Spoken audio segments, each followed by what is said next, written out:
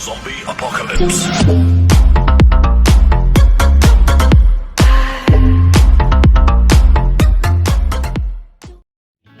E aí, beleza? Aqui é o Rafa da NX Trade, segunda aula sobre candlestick. Vamos lá.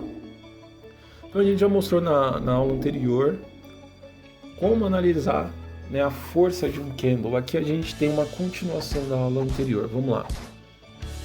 Tá vendo esses dois candles aqui? Eles mostram exatamente o que é o controle total e o que é a perda de controle. Ou seja, o controle é calculado de acordo com a distância do fechamento para a abertura. Tá, então vamos lá. A abertura é aqui, né? O fechamento dele foi aqui, ou seja, deixou toda essa sombra. Essa sombra, se a gente usar a imaginação, a gente já consegue ver aqui. Por quê? Olha só, é isso que aconteceu. Então aqui é força vendedora. Perdeu o total controle. Beleza? Então aqui é perda de controle. Nesse segundo exemplo, a gente tem aqui uma sombra quase do tamanho do corpo do candle. Terminou verde ainda, então controle fraco. Ok? Nesse terceiro exemplo, a gente tem um corpo maior que a sombra, ou seja, bom controle. Ainda está no controle, não está no controle total, né? É um controle ali meio ameaçado, mas está no controle. E nesse quarto exemplo aqui, controle total, controle muito forte, né? Sólido. Olha o tamanho da sombra. Mostra aqui que os compradores foram muito mais fortes, venceram aí com tranquilidade. Então, quanto maior o corpo do candle, né, mais forte ele é, tá bom? Importante também analisar a sombra para ver o tamanho da sombra. O tamanho da sombra não pode ser muito grande, senão mostra que os vendedores foram conseguiram, né, mostrar força naquele candle. Dependendo do tamanho da sombra, você vai determinar se o candle realmente tem força compradora, controle comprador. Ok? Então essa parte aqui eu acho que a gente já entendeu, né? De entender quando um candle é forte e quando o candle não é. Vamos lá para o segundo exemplo. Fiquei errado ali. Vamos lá. Então aqui, ó. Olha que interessante. Aqui já fica muito mais interessante a leitura. Bom, quando a gente tem um candle de força, um candle aqui ó, sem sombra ou com pouca sombra, controle total, né? A chance de continuação é muito grande. Por que a chance de continuação é muito grande? Porque ele terminou total força, sem chance dos vendedores. Então, se ele tivesse mais 30 segundos, qual que é a possibilidade? Que ele continuasse forte, né? Se ele por um minuto mostrou toda essa força, a chance é que ele continue no minuto seguinte, no candle seguinte, termine verde também. Beleza? Então, quanto mais forte ele for, maior a chance de continuação. Beleza? Então, no mercado financeiro, a confirmação é essencial. Um candle só, não importa quão forte ele seja, ele precisa de confirmação. Sabe por quê? Porque ele precisa de confirmação? Porque assim, ó, um candle mostra toda essa força, né? Ele não mostrou toda essa força? Tá aqui, ó, tá preto, mas mostra força.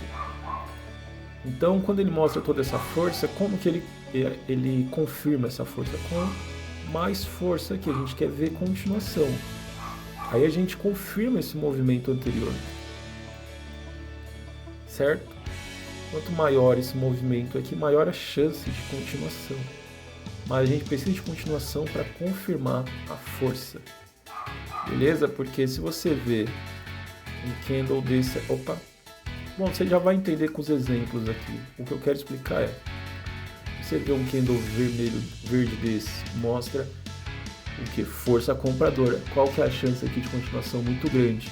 Mas aí você vê isso, e agora? Quem está na vantagem? Como eu já disse, o segundo movimento sempre é melhor, mais forte que o primeiro.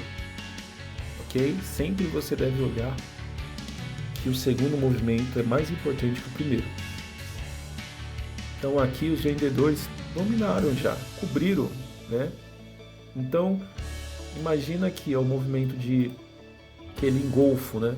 O engolfo nada mais é As pessoas veem o engolfo, elas só veem o desenho. Mas não, é que esse candle aqui dominou esse candle anterior. Ou seja, ele cobriu todo esse candle, todo esse movimento aqui deles, ele engoliu, né? Então agora a chance de continuação pro lado dos vendedores é muito maior do que pro lado dos compradores, exatamente por isso. Bom, vamos partir para os próximos exemplos. Então aqui a gente já começa a ficar muito inocente. Quando a gente vê só esse candle aqui verde, a gente vê o controle total dos compradores. Quando a gente tem esse candle vermelho logo em seguida, o que nos mostra? Perda de controle comprador. Por quê? Porque ele cobriu. Esse desenho aqui, olha que interessante, eu quero que vocês entendam que esse desenho é a mesma coisa desse outro desenho aqui que eu vou fazer. Olha que interessante que eu vou fazer, ó. Esse desenho é a mesma coisa desse desenho aqui, ó.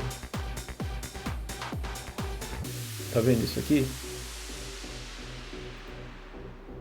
Entenda que esse é a mesma coisa desse. Sabia? Por quê que esses dois aqui são a mesma coisa? Porque esse primeiro candle aqui, ele terminou lá em cima, né? Nesse segundo candle, eles fecharam lá embaixo. Ou seja, engoliram 80% do candle anterior, deixando só um pouco de verde ali.